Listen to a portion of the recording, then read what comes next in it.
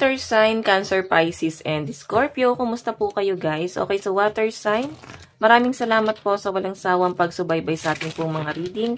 And paalala lang po na ang reading po natin ay general reading lamang. So maaari po kayo guys makarelate. Maaari rin naman pong hindi, kaya gawing gabay lamang. Okay? So tignan po natin ano bang inyong gabay kapalaran. Water sign. Gabay kapalaran po ni water sign.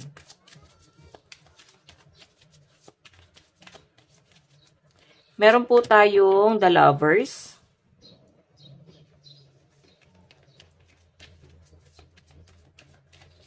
Meron tayong The Tower. Oh, may natatapos na relationship dito, guys. Okay, tingnan pa natin.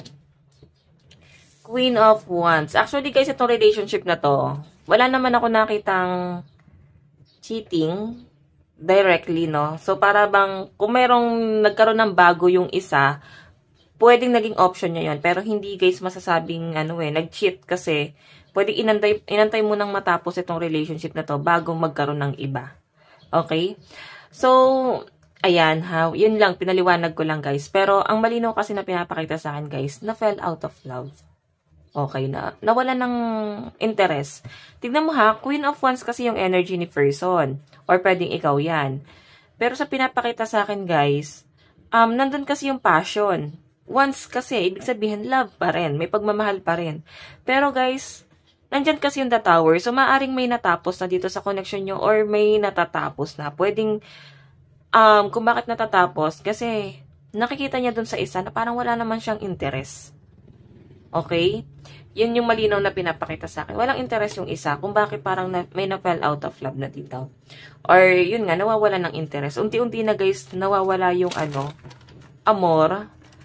Parang unti-unti na lang pinutol. Hindi na guys, tuluyang kinalimutan. Parang ganun. Hindi naman tuluyang kinalimutan kasi ngayon pa lang guys, parang wala, nalimutan niya na lahat ng mga magagandang nagawa. Kasi,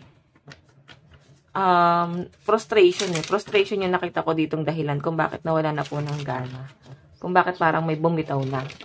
Okay, so tignan natin. Water sign. Additional message. Meron tayong clock. Need time, takes time, in time, cycle time to heal, progress. Okay. Meron tayong paradise.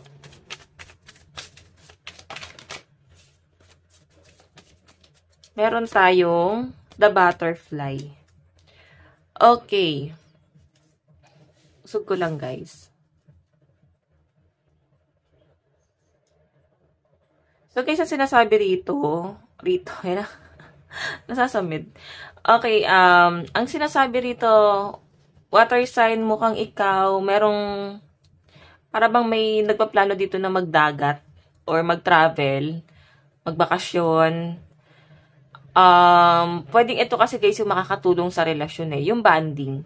Ang problema lang guys, wala po kasing gumagawa ng action. Pwedeng magkarelasyon lang pero walang magandang nangyayari. Tignan mo the butterfly. Ito yung kailangan yung gawin mag-bonding, magkaroon ng time together. Okay, so ba't ganon? Parang kakaiba tong love life nyo na to. Parang wala talagang pagsasama. Para bang nasabi lang na may karelasyon, pero parang hindi nag-uusap, hindi nagbabanding. As in, parang wala talaga, guys. Yun ang nasasagap ko rito, no? So, kung gusto nyo mag-work tong relationship nyo, siguro kailangan magkaroon kayo, guys, ng banding. Iparamdam na talagang may nag-e-exist, may relationship. Pero kasi, guys, ang sinasabi, parang nagkaroon lang ng title na magjowa, mag-asawa, pero walang nangyayari. Okay? So, tignan natin. Pagdating sa love life mo, water sign.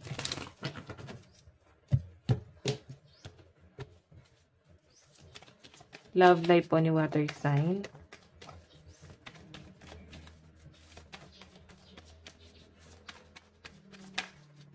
Meron po tayong the devil. Meron tayong 5 of swords. Meron tayong Queen of Swords. So guys, pagdating sa love life, tingnan mo puro masakit sa ulo. may nai-stress na dito, tapos yung isa parang walang pakialam doon. May nakikita ko manipulative dito. Tapos Queen of Swords, so maaaring may matatapos na. Okay? May natatapos na talaga. Actually, yung iba dito tapos na eh. May nag-end na, ganyan. May naghiwalay na. Nakikita ko hindi na po kinaya yung stress. Yung sakit ng ulo. Hindi na kinaya yung mga nangyari, kaganapan, na sobrang nakakadugo ng utak, guys, sa pinapakita rito. Okay? Maaring may nag-i-stay lang kasi maaring dumepende or maaring may kahirapan sa pera eh. Yun. Kaya may nag-i-stay. Tignan natin pagdating sa daloy ng pera. Daloy ng kaperahan po ni water sign.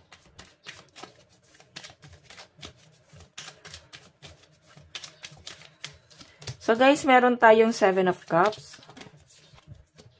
Meron tayong Death.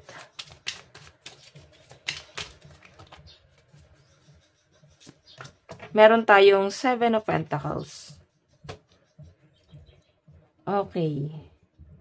So guys, sa malinaw na pinapakita rito, pagdating sa pera mo, death kasi, ibig sabihin may new beginning na paparating. Ngayon kasi guys, maaaring natatambakan ka talaga ng mga bayarin, maraming humihingi ng tulong, maraming ka responsibility, malakas ang energy ng mga Scorpio dito. Ayan, Cancer, Pisces, Scorpio, na maaaring, ito yung mga nakakadil nyo. Okay, siguro ito yung mga lumalapit sa inyo, water sign. Okay, kapwa nyo rin water sign. Tapos may earth sign din, Capricorn, Taurus, Virgo. Okay, ayan. Siguro dumistansya ka na lang sa mga ganito, lalo na kung wala ka namang ibibigay at ang pera mo ay para bang naka-budget na siya. So, nakikita ko guys, ang dami mong gusto mong mangyari, ang dami mong plano, pangarap, ganun yung pinapakita sa akin dito. Ang dami mong plano sana. Ang problema lang guys, hindi siya mangyari-yari kasi nandun nga yung para bang tambak talaga, no? Ang dami mo nang iniisip, ang gulo na ng isip mo guys. 7 of Pentacles, ang problema mo dito is yung pera mo talaga. Okay, kung paano ka palalago. Okay? So, yung iba sa inyo guys, sobra kayo sa pagiging workaholic, no? Workaholic talaga yung energy. Kumbaga, dumarating na kayo sa point na wala na po kayong pahinga. So, magpahinga ka raw, guys. Baka naman ma-overfatigue ka or ano mo naman yung sarili mo, guys. Masagad mo naman sa pagod. Okay, nakikita ko yung parang wala kayong tulog dito, oh. Okay, so tignan natin. Love advice. Meron tayong true love. Actually, guys, true love to eh. Kahit na para bang wala lang nangyayari dito, walang kaganapan. True love talaga siya. Yon. Meron tayong deception, pero may nag-ano na guys. Mayroon na talagang ibang option. Oo, kasi nararamdaman na, oh my God, hindi ko to work. Hindi na to mag-work. Ganun yung pinapakita sa akin. Worth waiting for. So, may napagod na kakaantay guys, oh. Tapos wala naman nagaganap. Okay, so tignan po natin. Pwedeng ikaw itong napagod na. Kasi wala naman nangyayari sa relasyon nyo eh. Meron tayong release control. Ayan, mayroon daw dapat i-release. Bagay na parang pagkukulang. Okay, mga bagay na hindi mo na guys nakokontrol. Lalo na kung hindi mo guys kayang panindigan tong relationship na to. Or hindi ka kayang panindigan ng person mo, kailangan mo nang i-release. Okay? So guys, ayan, ang kadil ng iba dito is Taurus and Scorpio. Ito lang po ang inyong reading hanggang sa muli. God bless and love you all. Thank you.